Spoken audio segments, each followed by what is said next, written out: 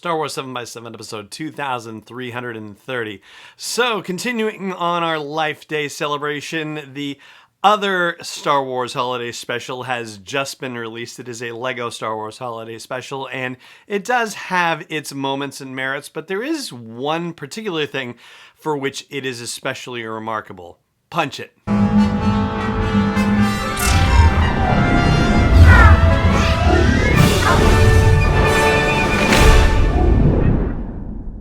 Hey Rebel Rouser, I'm Alan Voivod, and this is Star Wars 7x7, your daily dose of Star Wars joy, and thank you so much for joining me for it. So, how wonderful it is that we have a new Star Wars holiday special, a new tradition with which we can celebrate the holiday season, and it does not include Art Carney and Harvey Korman and B. Arthur and Diane Carroll and Jefferson Starship. Well, actually, now I'm starting to get a little nostalgic for the original as a result of all of this business, and of course the conversation with Bruce Vilanch that I shared with you again on the last couple of episodes. And the funny thing about that is that George Lucas, on the one hand, is like, oh yeah, all of the VHS copies of the original Star Wars trilogy are going to wear out in 30 to 40 years, so the only version that will exist will be the special editions, but of course that's not true because that will all be out on YouTube, and it's also on DVDs as well. And the same thing for the holiday special. It's still out there on YouTube as well. So even though he famously wanted to go around with a hammer and destroy every copy of it, it's something that's just not going to go away. And there will be nothing like that holiday special ever again. And so much the better from some corners of the fandom, of course. But I don't know. I still kind of cherish it in its own special way. Anyway, we have this new holiday special, the Lego Star Wars holiday special, and it is good fun in its own right. And I want to give a shout out to the voice cast. Helen Sadler in particular as Rey. I could have sworn it was Daisy Ridley. And so, yes, you know, there's people who perform characters and they don't necessarily do the voice exactly as the person who performs the character on screen in live action, but then you have people who are audio doubles. Like, for example, James Arnold Taylor is an audio double for Ewan McGregor. And so when you hear James Arnold Taylor acting as Obi-Wan Kenobi in animated projects, it's like hearing Ewan McGregor. And I think Helen Sadler must be an audio double for Daisy Ridley because the voice is just so incredibly spot on. It's incredible. And speaking of James Arnold Taylor, there are other folks who do voices in the Clone Wars TV series and also who do voices from the prequel era as well. Like Matthew Wood is General Grievous in Revenge of the Sith. He does voices here. D. Bradley Baker, who does all the clones in the Clone Wars, he's a part of this. Matt Lanter, who is the voice of Anakin Skywalker in the Clone Wars, is also the voice of Anakin Skywalker here too. And Tom Kane as Yoda, he does a terrific job with Yoda in the Clone Wars and does it here also.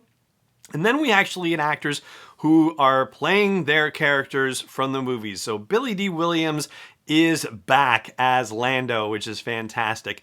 Kelly Marie Tran is back as Rose Tico, and Anthony Daniels is back as C-3PO. So there's a lot of fun and joy in hearing them deliver their characters' performances. Now, the story itself has everybody getting ready for Life Day after the events of The Rise of Skywalker, but in the meantime, Rey is trying to train Finn to be a Jedi and is not doing well, or at least not satisfied with her ability to train Finn, and so she decides that she needs to figure this out. She's read all the Jedi texts and she can't quite figure out what the issue is, and it borrows in a way from both The Hobbit and Doctor Strange of all things, because the answer for her is to go to this particular planet, Cordoku, and she can only go on Life Day. And there's a particular key that she can only get access to on Life Day. And that's very similar to The Hobbit, how they, couldn't get to the mountain where Smaug the dragon was with all the riches and whatnot unless it was, the door and the moon on that one day and whatnot. And then when she actually gets inside and gets the key, it opens up the portal to the past, and other parts of the galaxy and whatnot, and it's that kind of circular spinning portal thing like Doctor Strange has in those movies and whatnot. And then there's sort of a Lord of the Rings aspect to it. If you remember the scenes at the beginning of, I guess it was the Two Towers, we know that Gandalf fell with the Balrog at the end of Fellowship of the Ring, and it turns out he survived, and they were falling and falling and falling and falling and falling and falling and fighting and falling and fighting and falling and fighting and blah blah blah. And that kind of happens as Rey and Darth Vader are fighting as they fall through portals opening in different time periods of the saga and sucking characters with them through the portals that keep opening and shutting. And that just gets progressively absurd, and that's good fun until everybody eventually lands on Tatooine, because everything has to wind up on Tatooine and it becomes this ridiculous battle there. And meanwhile, young 19-year-old Luke Skywalker keeps whipping out a carton of blue milk, or at least a blue carton of milk, and drinking straight from the carton. And you just have to give yourself over to it, because it is just pure silliness. And yet, the central lesson for Rey in trying to become somebody who can teach people to use the Force is actually the central message of The Last Jedi, because there is a conversation about failure and about failure being an important teacher. And that, of course, is one of the big lessons that Yoda talks to Luke about in The Last Jedi. So it does have its deep moment or two here and there, but for the most part, it is just meant to be slapstick silly.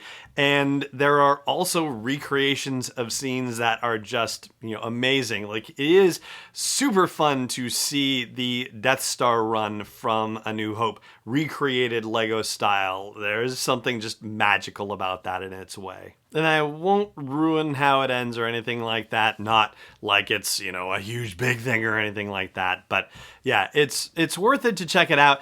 I don't know if I'll be watching it every year. I might. It might. But I have a feeling I might actually end up watching the actual holiday special just to be amazed and appalled at the same time because of the sheer bizarreness of it. Honestly, as much as the Lego holiday special does for silliness and slapstick and whatnot, there's no way it can hold a candle to what the actual holiday special does in terms of just its sheer audaciousness. Before I share the one kind of very cool and important thing, though, about the holiday special, and I've kind of already, the Lego version, and I've kind of already touched on it, do just want to give a quick shout out to Feeding America, feedingamerica.org, and with this holiday season and people being in need, you can find your local food bank, your local food pantry, and donate through Feeding America, or use Feeding America to find where the nearest one is to you and help people in need in this holiday season here in the US. So again, feedingamerica.org, please check them out. So that kind of important thing that I kind of already touched on is the fact that Rey is training Finn to be a Jedi. And we've talked about this on the show before, that the scene in The Rise of Skywalker where everybody's sinking into the quicksand of Pasaana and Finn is yelling, Rey, there's something I wanted to tell you, and we never find out what it was. Well, in interviews after the release of the movie, J.J. Abrams has made it clear that what Finn wanted to say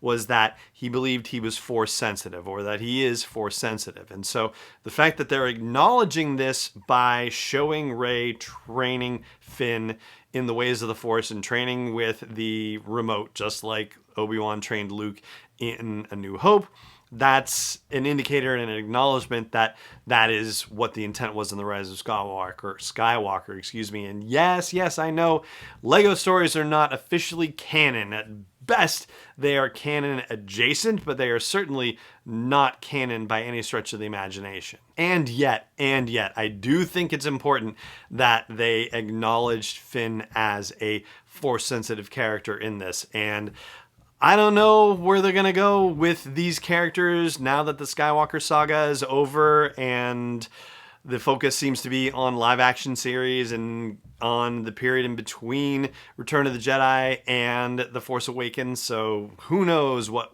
will happen with Rey and Finn and Poe and the rest down the line, but I do think it is very important that they acknowledged in this particular way the Force sensitivity of Finn in the LEGO Star Wars Holiday Special.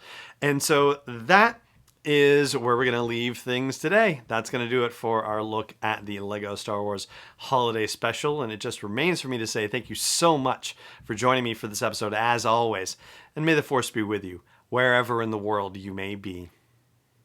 Star Wars 7x7 is not endorsed or sponsored yet by Lucasfilm Limited, Disney, or 20th Century Fox, and is intended for entertainment and information purposes only. Star Wars, the Star Wars logo, all names and pictures of Star Wars characters, vehicles, and any other Star Wars-related items are registered trademarks and/or copyrights of Lucasfilm Limited or their respective trademark and copyright holders. May the Force be with them. All original content is copyright 2020 by Star Wars 7x7. We hope you love it.